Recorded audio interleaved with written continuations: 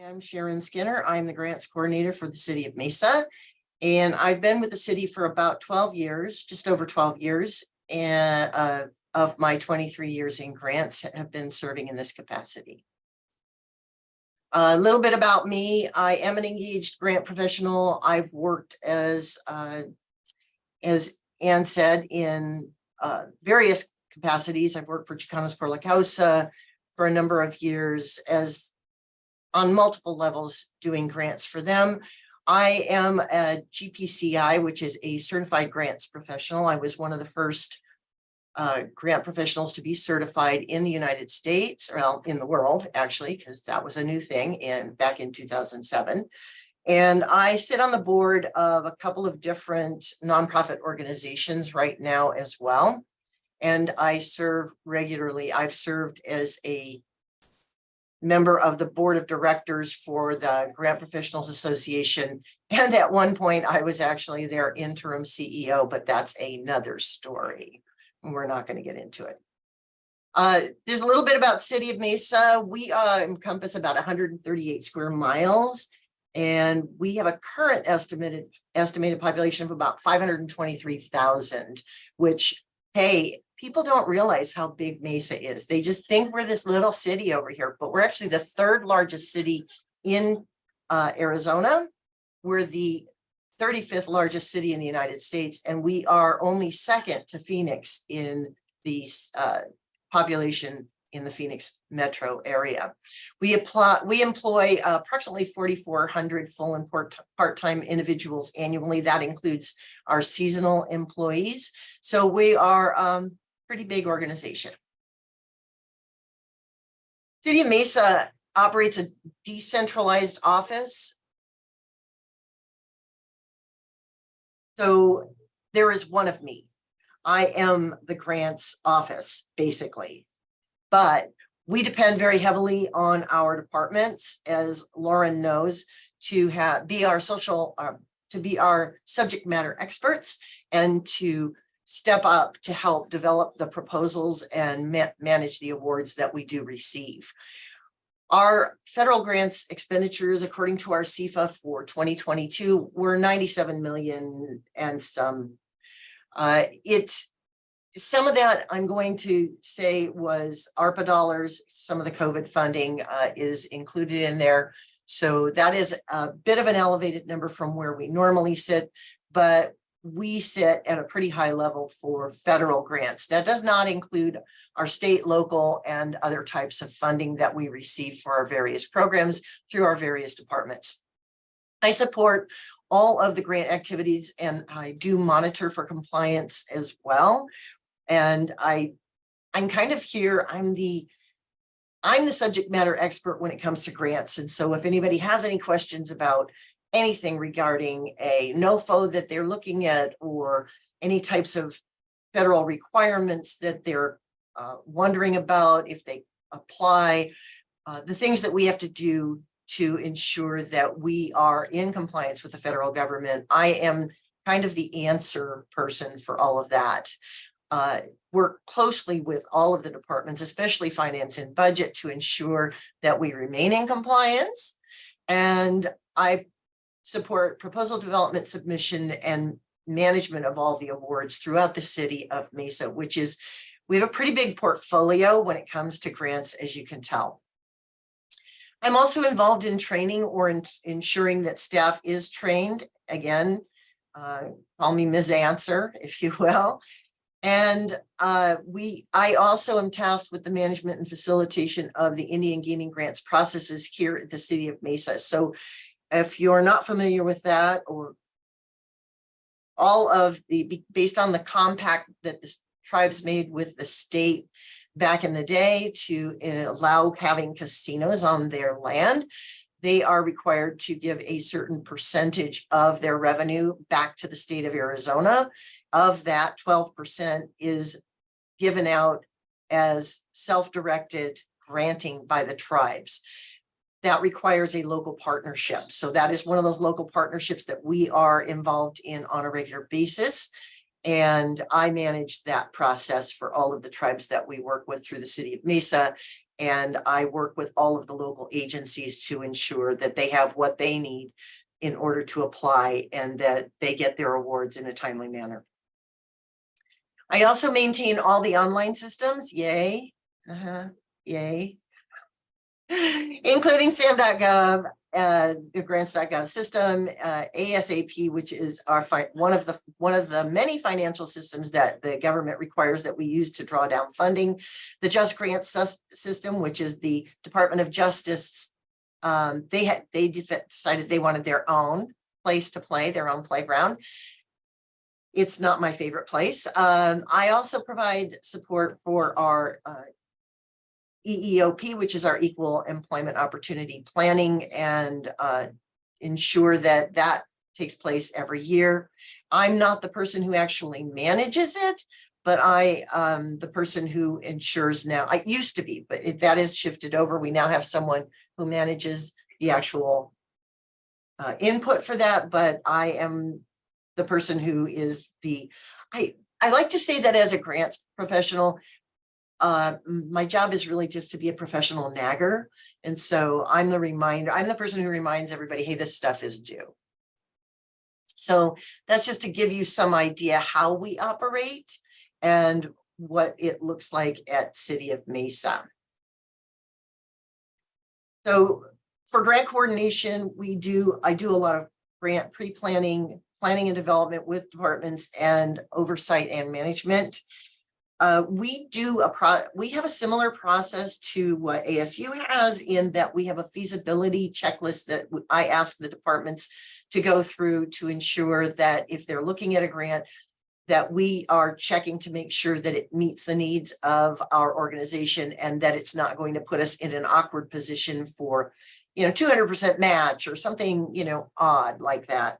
We also have a planning and development checklist where we ask that the departments have a meeting to decide who's doing what, and we can pull an application together in a timely manner.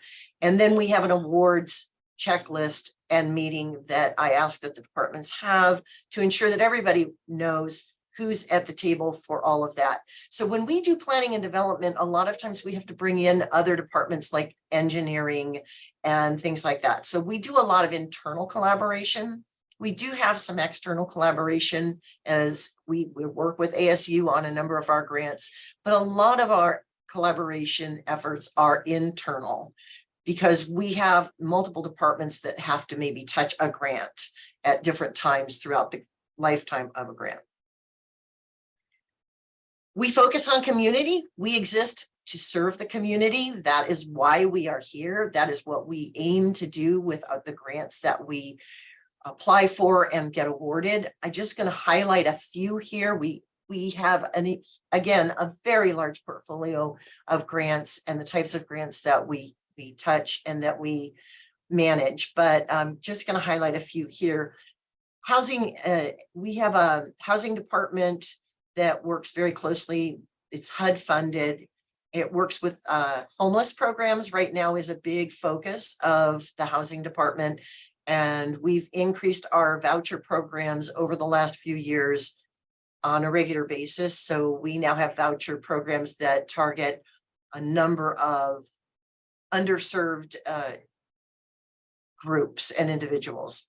They also handle the CDBG, which is our community development block grants, which is a granting out of HUD money into the community for local social service providers. And that covers a gamut of things. We recently, I'd like to brag a little bit here. We recently received a hate crimes grant. We were one of 5 in the nation to win this. It was very competitive. Our police department, I worked very closely with them. They developed a really excellent grant proposal, and that is in process now. We are in year 2, but it took so long for the DOJ to kind of pull it together after they announced the award that it was supposed to be a 3-year grant, but we will be looking at a 1-year no cost extension. We do have a first response mental health support program also that goes out with our first responders. We have 2 actually. We have one that goes out with fire that was originally funded by a Medicare Medicaid pilot program. And we have another one that is a first response team that goes out on the streets with our police department or our police first responders when it appears that that is necessary. We're very proud of the fact that we have this kind of sponsorship, or that we have this kind of support to help engage with the community and ensure their safety, as well as the safety of our police officers and our fire responders. We just recently won a Safe Streets for All grant from DOT. We're very excited about this. I don't know if you know this, but for the third time in the last 3 years, or yes, for the last 3 years in a row, Arizona's crash fatality rate has gone up every single year. That's not a good thing.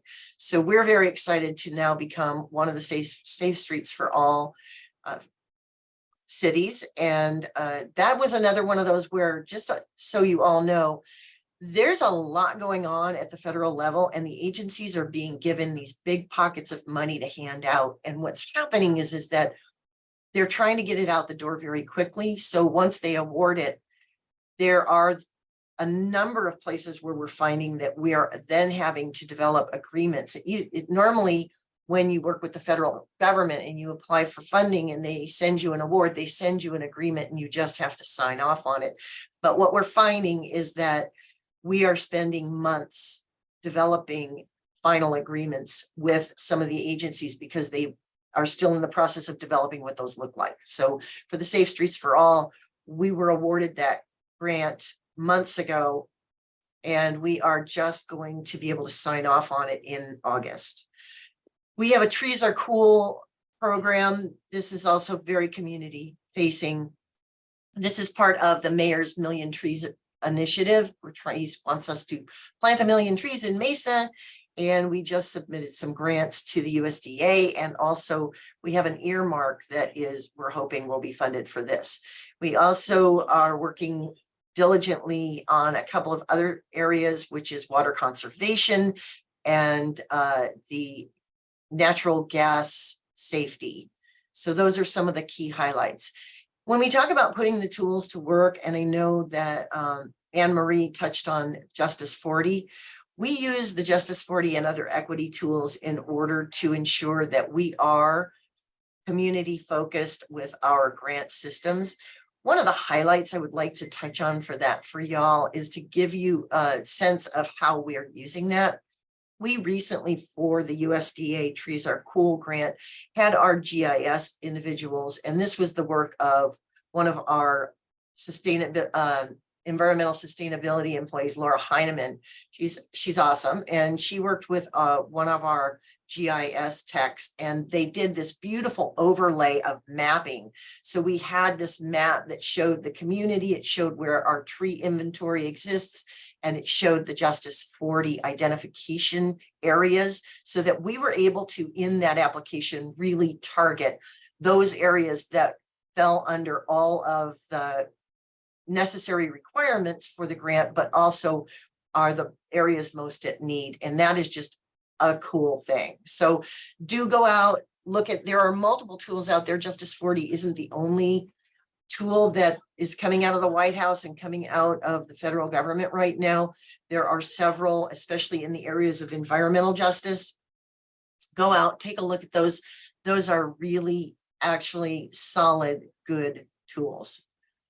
And that's it for me, except for, I think the one thing I did want to say is that don't be afraid to, if you really feel that you have a competitive edge for a grant, but you're not sure if you have all the bandwidths to manage it, don't feel like, please think about going out and hiring a consulting firm. We do have a consulting firm that we've engaged recently because of some of these heavier lift, bigger grants. And because there's only one of me. I am the Office of Grants here at the City of Mesa. And so I am actually working in support with those consultants, but they're working more directly with the departments so that it frees me up to focus on some of the other departmental grants. And I'm going to stop sharing now so that you have time to ask questions.